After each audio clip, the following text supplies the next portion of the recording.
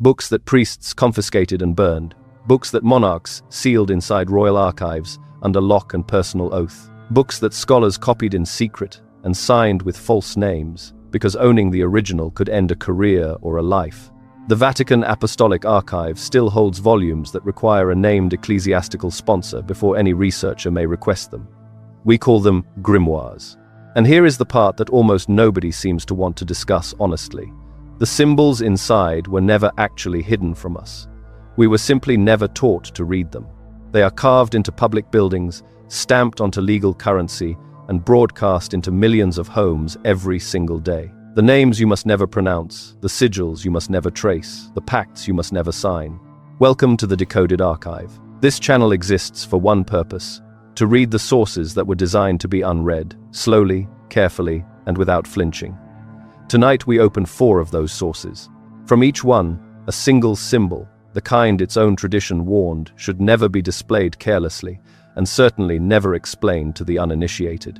What follows is esoteric tradition and religious folklore. Read closely. I am not making metaphysical claims, but the same warnings surface, century after century, in manuscripts that never shared a library shelf, and some patterns persist for reasons historians still argue about in peer-reviewed journals. That is worth taking seriously, even if you believe none of it. These symbols still matter, because they are not confined to dusty archives. They appear in the architecture of capital cities, in corporate logos, in the iconography of paper money that passes through your hands every single week. The Library of Congress Rare Books Division still restricts physical handling of several primary sources we will reference tonight. Restricted does not mean forgotten. It means someone decided access required supervision. If the darker corners of esoteric history fascinate you, subscribe. Every week we read what was never meant to be read. If you pull a $1 bill from your wallet right now and turn it over, you will find 2 circular seals side by side. Most people glance at them and keep walking. That is exactly what the symbol depends on. Travel back to Philadelphia in the summer of 1782. The United States is 6 years old. Congress has been arguing for 6 years about what should appear on the official seal of the new republic. 3 separate design committees have already failed. The task finally lands on a lawyer named Charles Thompson, Secretary of Congress, and a heraldic consultant named William Barton. On June 13, 1782, Congress approves their design. Thompson's own explanatory letter survives in the National Archives, catalogued as the Papers of the Continental Congress, Item 23. It is a short document. It is also one of the most quietly loaded pieces of explanatory writing in American history. The reverse of the seal, the side that does not appear on official correspondence, the side that went unused for a century and a half, shows an unfinished pyramid of 13 courses of stone. Above the pyramid, separated from it by open sky, floats a triangle enclosing a single eye, surrounded by rays of light. Thompson's letter gives this image a name: the Eye of Providence. But here is the line that has unsettled researchers for 200 years. Thompson writes, and I am quoting directly, "The eye over it and the motto allude to the many signal interpositions of providence in favor of the American cause." Read that again. Not watching over, interposing. Providence, in Thompson's framing, is not passive. It is an active force that has already intervened, repeatedly, specifically, in favor of one nation's political project. That is not the benign grandfather clock, god of enlightenment deism. That is something closer to a patron, not a symbol of hope, a record of transactions. The word providence comes from the Latin providentia, from pro, meaning forward, and videre, meaning to see ahead. The theological tradition that Thompson was drawing on understood providence not as care, but as surveillance. A gaze directed forward through time, watching outcomes before they occur. Not the symbol, the thing. Now, the Freemasons. This is where the historical record and the popular legend split cleanly, and I want to be precise about where the line falls. The claim you will find repeated in documentaries and conspiracy forums is that Freemasons designed the Great Seal and embedded their own symbolism into American founding documents. That claim is not supported by the primary sources. Thompson was not a Mason. Barton was not a Mason. The 3 earlier design committees included Benjamin Franklin, who held Masonic membership, but none of Franklin's proposals made it into the final design. The Eye of Providence existed in Christian iconography long before Freemasonry adopted it. You can find it in Flemish altarpieces from the 15th century. What is documented is this. In 1797, 15 years after the seal was approved, Masonic publications began incorporating the Eye of Providence into their own ritual imagery. In 1882, the symbol appeared on the frontispiece of a widely distributed Masonic manual. By the 20th century, the association was so thoroughly established in popular culture that the Masons themselves stopped correcting it. The legend had become more durable than the history. Here is what fascinates me about that.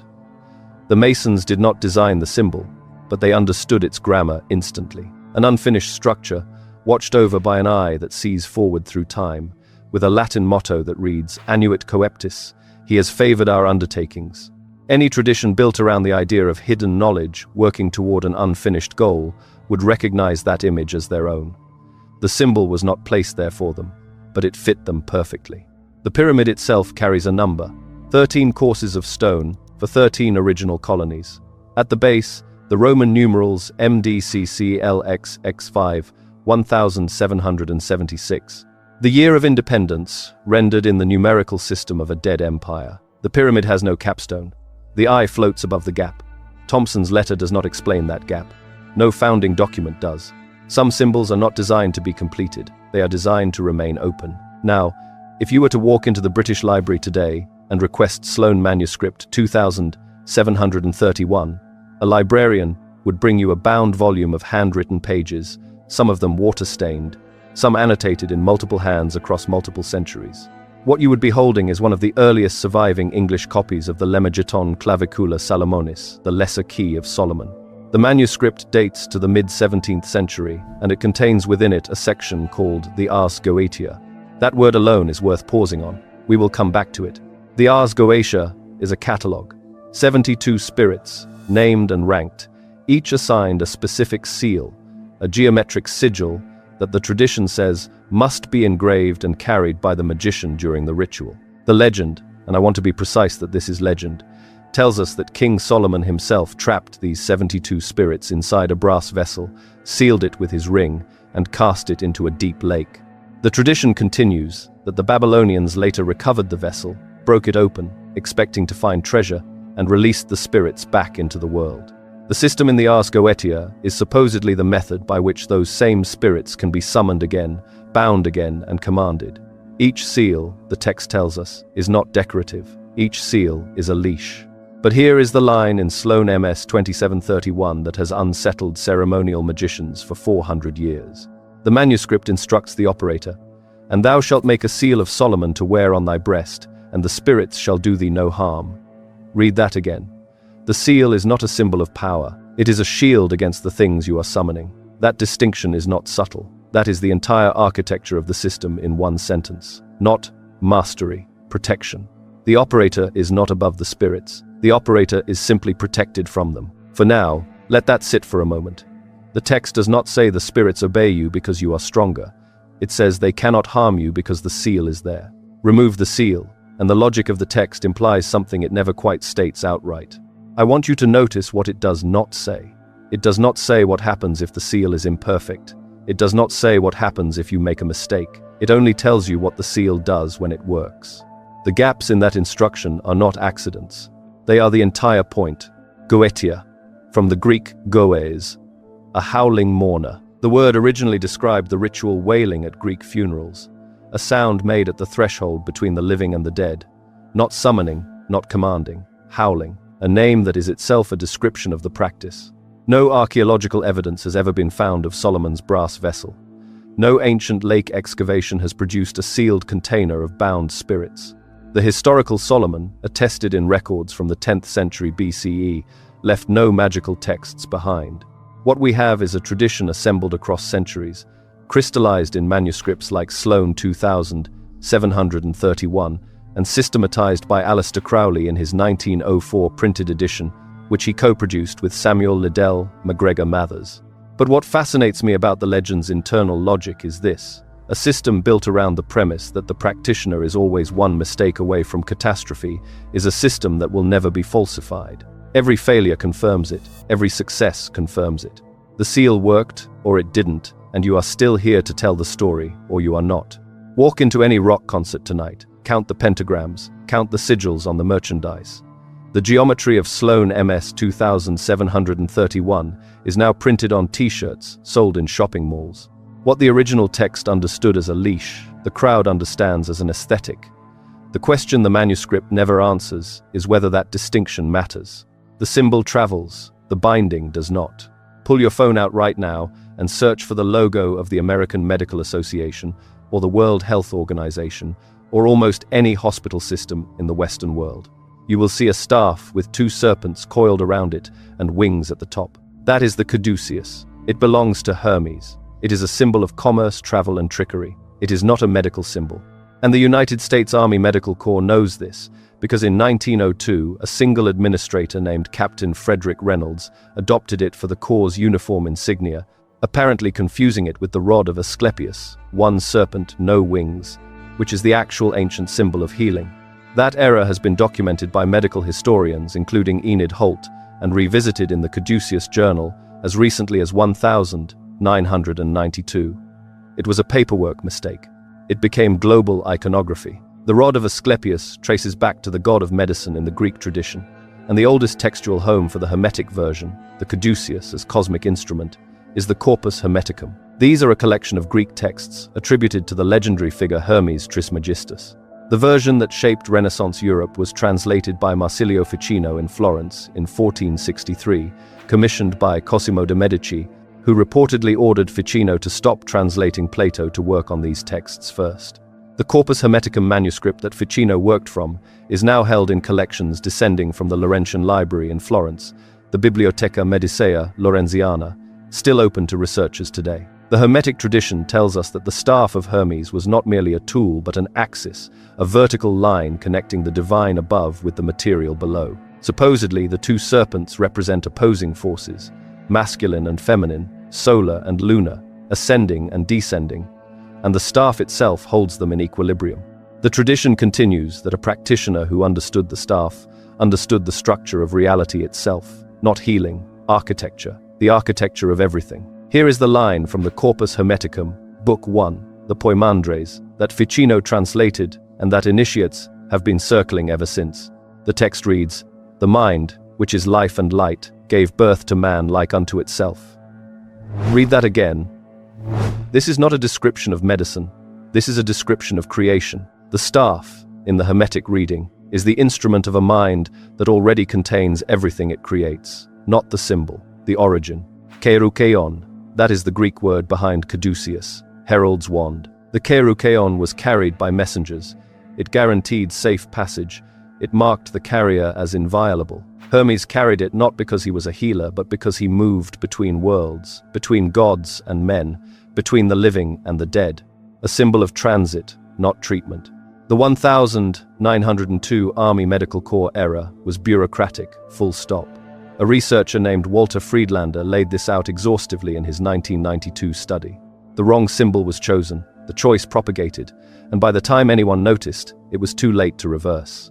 But what I find genuinely strange about this story is the counter-argument made by some scholars in the Hermetic tradition who suggest the substitution was not accidental, that the caduceus entered medicine precisely because Hermes governs transformation, and healing is transformation. I am not endorsing that reading. I am telling you it exists, and that it has persisted for over a century. Every hospital you have ever entered has displayed a symbol of a god whose domain was deception, commerce, and the crossing of thresholds. Not because anyone planned it that way. Because a single administrator in 1902 made a mistake, and the mistake was never corrected. A symbol does not need to be chosen deliberately to mean something. It only needs to be repeated.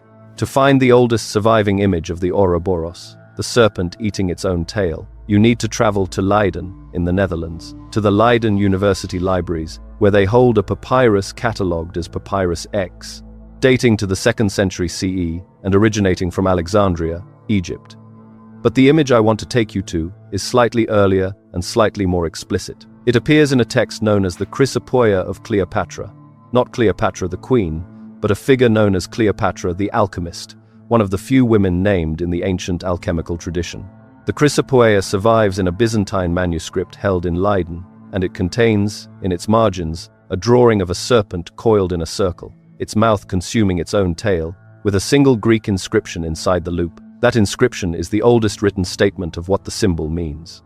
The alchemical tradition tells us that the ouroboros represents the prima materia, the fundamental substance from which all matter is made and to which all matter returns. The legend continues that the serpent's self-consumption is not destruction but renewal.